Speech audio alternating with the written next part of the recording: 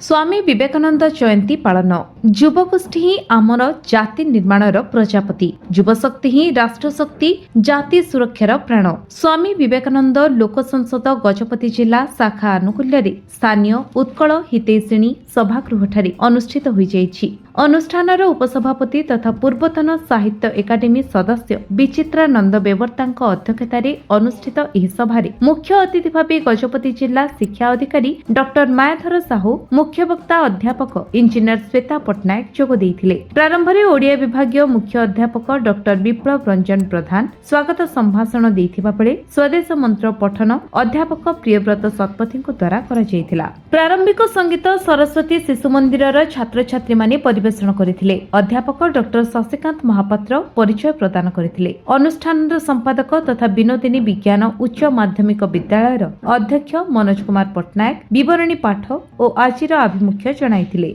सम्मानित वक्ता भावे अध्यापक अर्जुन जेना एवं विवेकानंदଙ୍କ जगत ପାଇଁ अवदान संपर्क रे डॉक्टर नरसिंह गौड़ नित्यानंद चौधरी कविता पाठ करथिले। गजपति रेणुबला बेहराଙ୍କ रिपोर्ट विश्व विजय न्यूज ओडिशा।